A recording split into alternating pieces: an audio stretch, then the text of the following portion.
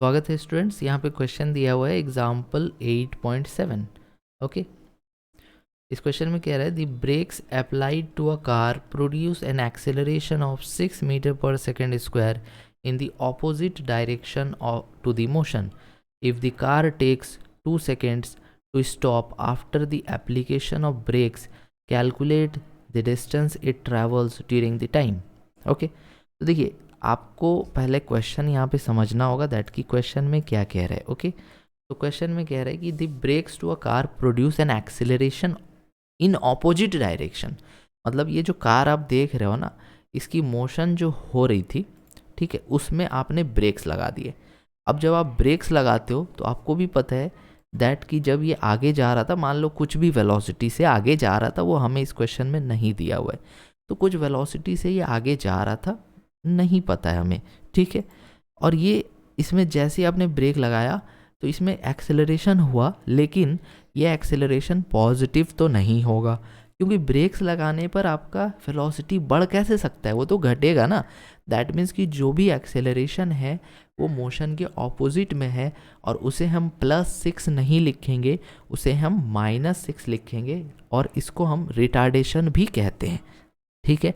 तो हमें क्या बताया था क्वेश्चन में, कार जा रही थी, कितनी वेलोसिटी से जा रही थी ये हमें नहीं पता था, बट हमने जैसे ही ब्रेक्स लगाए हमारे पास एक रिटार्डेशन आ गया, एक नेगेटिव एक्सेलरेशन आ गया -6 मीटर पर सेकेंड स्क्वायर का, और ये कार कुछ दूर जाने के बाद रुक जाती है। क्वेश्चन में कह रहा है कि कार कुछ दूर जाने के बाद रुक जाती है, मतलब इसकी जो वेलोसिटी है वो 0 मीटर पर सेकेंड हो जाती है, ठीक है।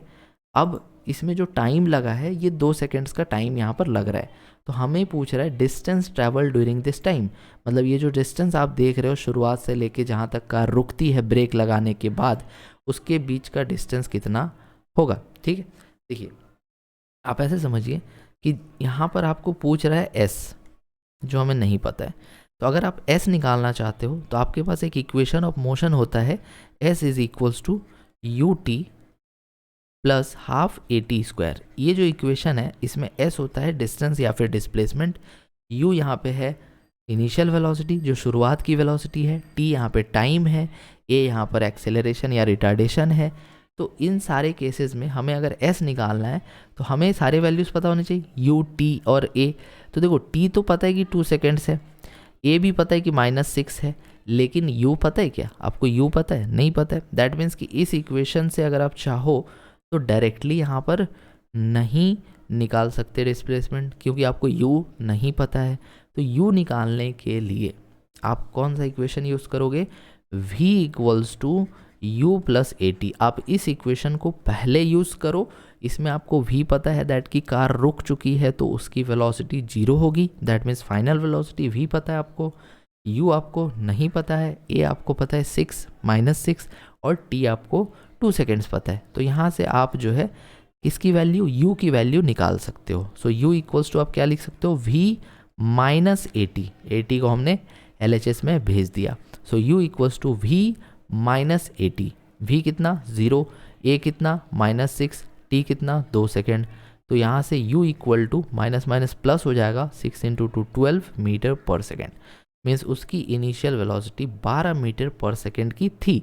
अब हमें डिस्टेंस यहाँ से मिल जाएगी, s is equals to U T, so u into T plus half a that is -6 into T square that is 2 square, ठीक है।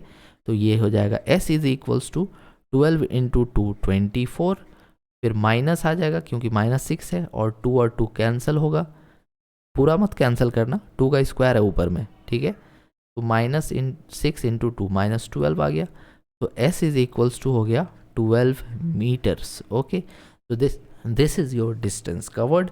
Okay, so I hope that this cleared your doubt. Thank you.